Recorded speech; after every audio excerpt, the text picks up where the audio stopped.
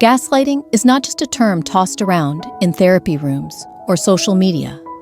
It's a devastating form of psychological manipulation that can dismantle someone's identity piece by piece.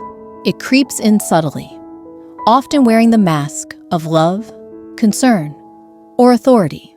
Over time, it rewrites your reality until you no longer trust your own thoughts or memories.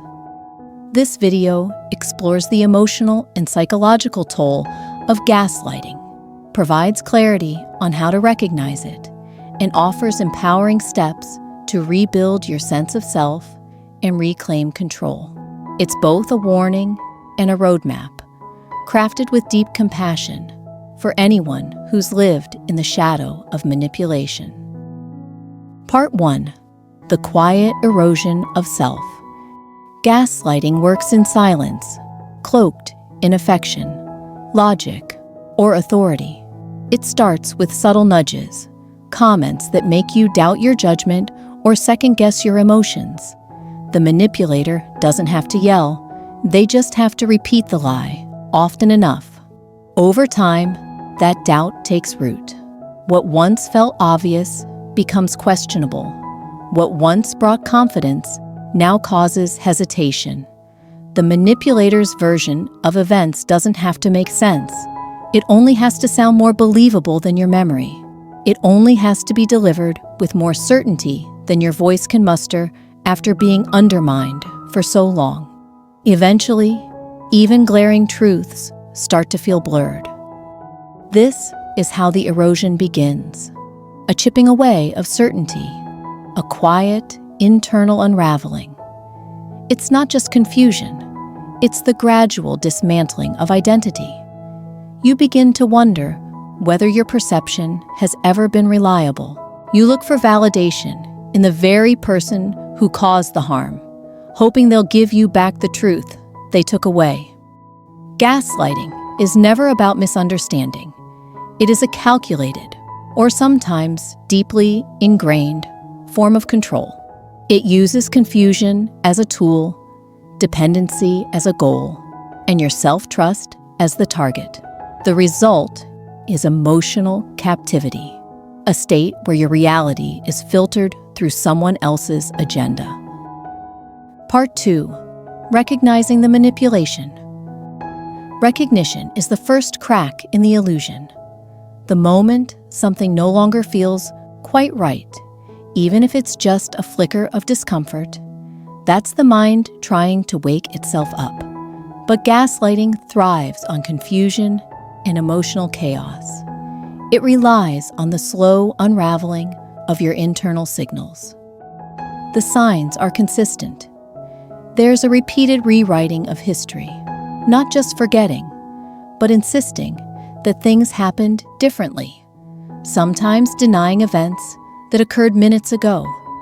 There's emotional invalidation, where tears are dismissed as overreaction, and anger is spun into irrationality. There's blame redirection, where you are somehow always the one who provoked, misunderstood, or caused the problem. And then there's social isolation. You might notice your circle growing smaller, not by accident, but because trust in others is slowly poisoned. Friends seem less reliable. Family becomes dramatic or too involved. These are not coincidences. They're carefully crafted narratives designed to sever your safety lines one by one. When these behaviors repeat, it's not a rough patch, it's manipulation. And the longer it goes unnoticed, the deeper the entanglement becomes. But naming it, even just to yourself, is the first act of resistance. When you recognize the gaslight, you begin to relight your own truth. Part 3. Drawing the line. Boundaries are your defense against emotional invasion. They are not walls to keep love out, but shields to keep harm at bay. In a gaslighting dynamic, boundaries are both the hardest and most vital things to uphold. Without them, manipulation creeps into every thought, every conversation, every interaction. Establishing emotional boundaries means declaring where your reality begins and ends. It means saying, "This is what I experienced, and that is not up for debate." It means refusing to participate in conversations designed to distort or diminish your truth. Gaslighters often escalate when you enforce boundaries. They may guilt you, accuse you of being selfish, or paint you as aggressive. This pushback is a tactic, one meant to pressure you back into compliance. But discomfort is not a warning sign of failure. It is evidence that your resistance is working. Boundaries do not ask for approval. They are not about convincing the manipulator to respect you. They are about choosing to respect yourself, even in the face of pushback. The moment you follow through, walking away from circular arguments, refusing to accept twisted logic, standing firm when you're called difficult, you begin to sever the thread of control. Part 4. Rebuilding inner confidence. Gaslighting leaves behind a fragile self, one that flinches at its own thoughts and questions every feeling. Rebuilding trust in your own mind is not about snapping out of it. It's about patiently recovering the parts of you that were taught to stay silent, uncertain, and small. Reconnection starts with solitude, but not isolation. Writing your thoughts, recording your version of events, capturing your feelings in the moment. These acts are not just therapeutic, they are revolutionary. Each note is a quiet rebellion against a distorted narrative. Confidence is not volume. It is not bold declarations. It is the quiet knowing that your experience is real, even when someone else tries to erase it. In gaslit relationships, your perception has been under siege. Healing is the process of reclaiming that internal compass. Small acts of self-trust build a foundation. Trusting your gut in small decisions, practicing self-affirmation, and relearning to validate your emotions, even the messy ones, form a new relationship with yourself. This isn't just recovery, it's reconstruction. And every time you believe yourself, even a little, the manipulator's hold weakens. Part 5. The power of support. Gaslighting thrives in isolation. It breeds in shadows, away from voices that might challenge the narrative. That's why manipulators work to sever your bonds with others. They know how powerful community can be. Reaching out is not a sign of dependence.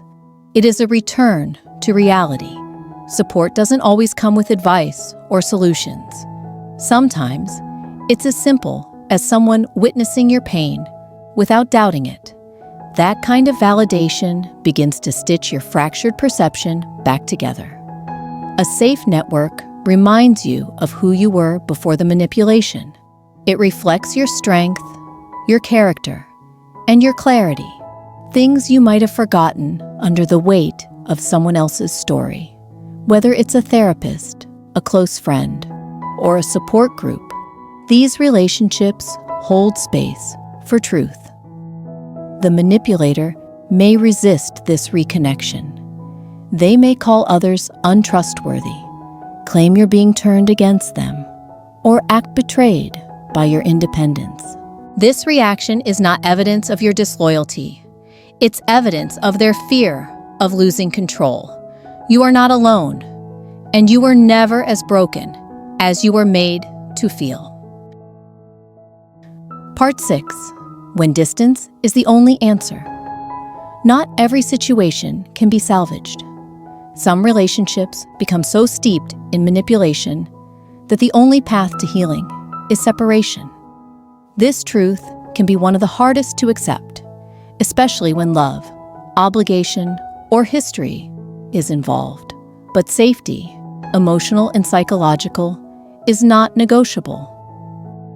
Walking away is not abandonment. It is rescue. It may look like leaving a romantic partner, ending a friendship, reporting a toxic boss, or going no contact with a family member. Whatever form it takes, choosing distance is choosing truth. Pain may accompany the decision, especially if the manipulator has blurred your identity with theirs. But pain fades. What remains is the possibility of peace, clarity, and self-ownership. Distance gives you room to hear your own thoughts again, to feel emotions without fear of judgment, to be without being controlled. There's no need to justify the decision to walk away when the cost of staying is your sanity, your self-worth, and your truth. Leaving becomes the most courageous act of healing. Part 7. The Long Path Back. Healing from gaslighting is not a sprint. It is a slow, often painful climb back to your own mind.